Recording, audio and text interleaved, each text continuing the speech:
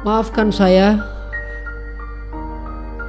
sekali lagi saya karena baru kembali muncul lagi di hadapan teman-teman semua yang beberapa pekan terakhir atau mungkin dalam beberapa bulan terakhir ini sangat jarang lagi mengupload konten di YouTube.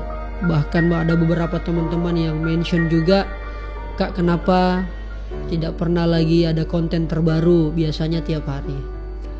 Di awal ini saya ingin menyampaikan permohonan maaf tadi.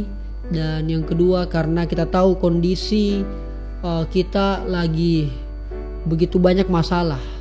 Dan saya kira sebagai anak muda, sebagai milenial yang ada di kota Makassar dan juga di Indonesia harus menyadari bahwa permasalahan yang ada di daerah kita, di bangsa kita, tidak boleh kita lihat begitu saja tanpa ada aksi. Walaupun saya tahu apa yang saya sampaikan di awal-awal ini, bahkan nanti sampai dengan akhir akan ada pasti yang tidak sepakat atau mungkin berbeda dan bahkan mungkin juga tidak setuju. Saya kira itu adalah hal yang sangat lumrah dan wajar, dan nanti kita banyak bisa berdiskusi di kolom komentar. Akhir Oktober saya kemudian dalam sejarah pertama kali dalam hidup saya untuk kemudian secara terang-terangan, secara terbuka di depan publik untuk kemudian menyatakan sikap berpihak kepada salah satu calon wali kota dan wakil wali kota dalam pemilihan Pilwali Kota Makassar tahun 2020 ini. Saya berpihak karena kemudian dalam berbagai banyak diskusi, dalam berbagai banyak pemahaman yang saya pahami dan perjalanan story hidup yang selama ini saya kadang-kadang sebagai pelaku, kadang-kadang juga sebagai objek yang kemudian banyak mengalami tantangan naik turunnya situasi dan suasana, khususnya berdampak langsung kepada anak muda. Di sebelumnya saya memang sudah mempunyai komitmen bahwa di tahun 2020 ini saya harus bagaimana caranya harus terlibat untuk kemudian menjadi ataupun memberi warna tersendiri dalam pemilihan kontestasi kepala daerah. Dan saya berdomisili di kota Makassar, dan alhamdulillah syukurnya karena di 2018 kemarin pemilihan wali kota ini terulang atau diulangi karena pemenang yang tahun 2018 itu kota kosong dari adanya ada dua calon, namun dan satu calon ini harus berhenti dan akhirnya melawan kota kosong dan pemenangnya adalah kota kosong. Diulanglah di tahun 2020 ini. Dan saya senangnya karena ada 4 paslon calon wali kota dan semuanya calon wali kota ini maupun juga wakil wali kota adalah orang yang saya kenal baik, guru saya, kakak saya yang sangat-sangat saya hormati. Itulah kenapa dalam beberapa kesimpang siuran saya akan kemana atau saya harus mendukung atau berpihak kepada siapa, itulah yang kemudian menjadi proses yang saya ingin berikan coba contoh kepada milenial bahwa kita anak muda jangan sampai pragmatis dalam memilih calon pemimpin kita. Kita mungkin bisa berbeda pilihan. Saya kira itu adalah hal yang wajar. Karena pun pelangi akan terlihat indah karena dia memiliki warna yang berbeda. Begitupun juga dengan pilihan, termasuk pada pilihan politik. Akhirnya saya buatlah konten podcast, mendatangkan Bapak Dani Pomanto, mendatangkan Bapak Munafri Arifudin, Pak Api, mendatangkan Deng Icaal, mendatangkan Pak None beserta wakil Pak Dr. Fadli dan Kakak Zunnun yang sempat dan berkenan hadir. Dari situlah kemudian saya sampaikan bahwa ini dalam rangka ingin memberikan warna atau ingin memberikan informasi secara jelas kepada masyarakat, khususnya netizen dan milenial, bahwa beginilah problematika, karakter, visi untuk calon pemimpin kita yang akan memimpin kota Makassar dengan penduduk yang sangat heterogen berjumlah kurang lebih 1,5 juta jiwa. Dan setelah itu banyak sekali yang bertanya, kenapa sampai-sampai Kak Rizal mengorbankan kami sebagai followers, mengorbankan kami sebagai subscribers untuk kemudian Kak Rizal memilih salah satu paslon. Saya perlu sampaikan di sini bahwa bukan saya mengajari, tetapi saya ingin memberikan contoh. Dan saya tidak mau mengajak ataupun menggiring teman-teman untuk memilih apa yang menjadi pilihan saya. Tetapi saya ingin memperlihatkan bahwa sebaiknya kita sebagai anak muda jangan sampai gara-gara momentum politik anak muda kembali disebut. Jangan sampai gara momentum politik anak muda didekati. Selepas pemilihan anak muda tidak ada lagi, bahkan kemudian tidak dilibatkan dalam proses-proses pengambil kebijakan. Saya kira itu yang kita ingin perlihatkan.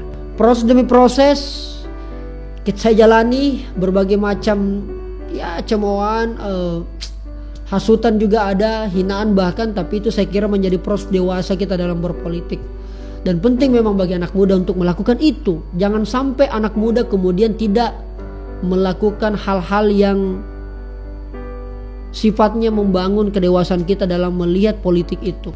Saya tidak sepakat ketika anak muda dikatakan adalah mangsa atau korban politik. Saya tidak sepakat. Justru mereka harus menjadi pemain, harus menjadi orang di garda terdepan dalam menentukan atau bahkan mencitrakan politik itu seperti apa. Dan itulah yang berusaha kita lakukan. Anak muda tidak boleh lagi main netral-netralan. Anak muda harus jelas menentukan sikap.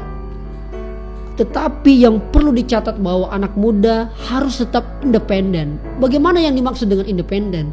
Saya berada pada satu dukungan, itu pun juga saya sampaikan dengan alasan-alasannya, dan saya tetap bekerja pada circle politik.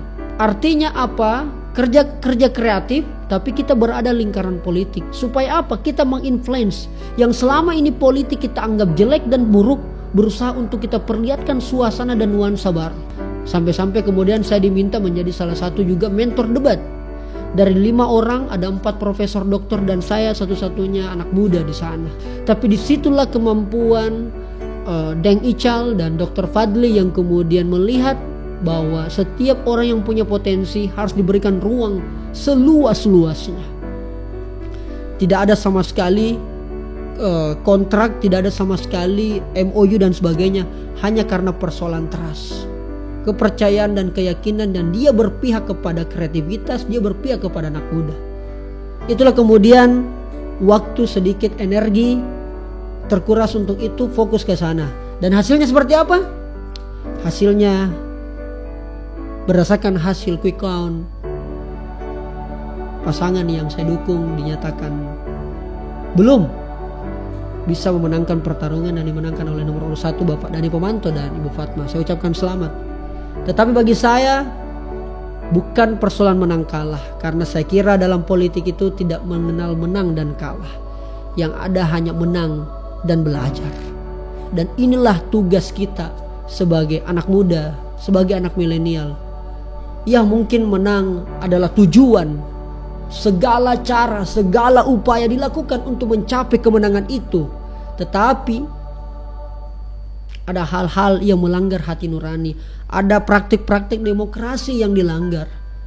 Money politik, serangan pajar, ancaman, hasutan, black campaign dan sebagainya. Inilah yang perlu kita hilangkan. Bahkan ketika setelah pengumuman, pas setelah hari pencoblosan, ada DM masuk di handphone saya, salah satu konsultan pemenangan dari pasangan nomor 1 Pak Dhani, yang kemudian memberikan selamat. Saya anehnya karena dia memberikan ucapan selamat. Selamat karena Kak Rijal dengan teman-teman dan tim semua telah memperlihatkan praktik-praktik demokrasi yang paling fresh, yang baru, yang memberikan semangat dan melahirkan inspirasi baru dalam perpolitikan yang kreatif, mengusung ide-ide cerdas, mengusung yang membuat kemudian orang menjadi selalu diperbincangkan. Dan alhamdulillah ini pengakuannya.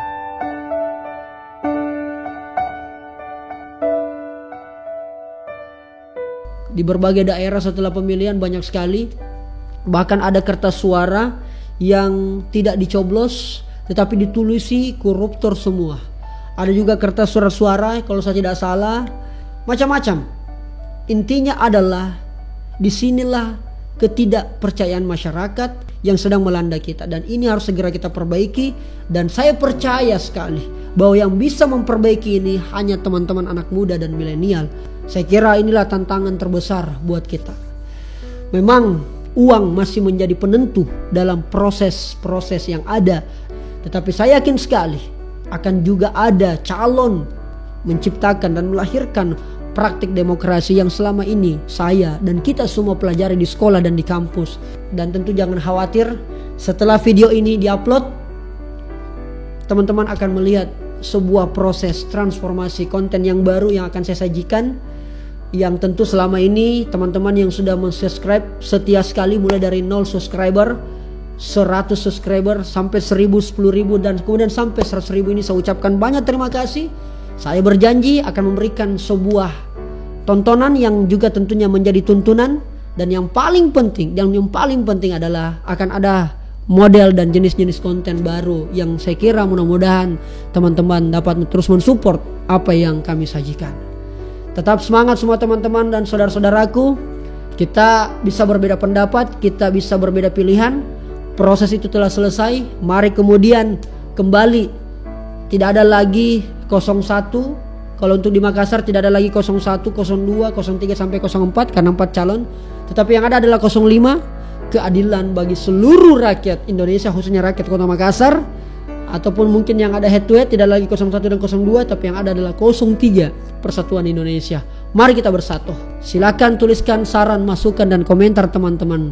Seperti apa, gerakan apa yang harus kita lakukan agar dapat memotong hal-hal yang berbau money politik, serangan fajar, dan hal-hal yang sifatnya kemudian masyarakat terjebak dalam situasi yang tidak menguntungkan. Terima kasih banyak. Saya pamit, maafkan Kak tidak begitu produktif di YouTube dalam beberapa pekan terakhir, tapi janji Kak, insya Allah setelah upload ini kita kembali gaspol. Terima kasih. Assalamualaikum warahmatullahi wabarakatuh.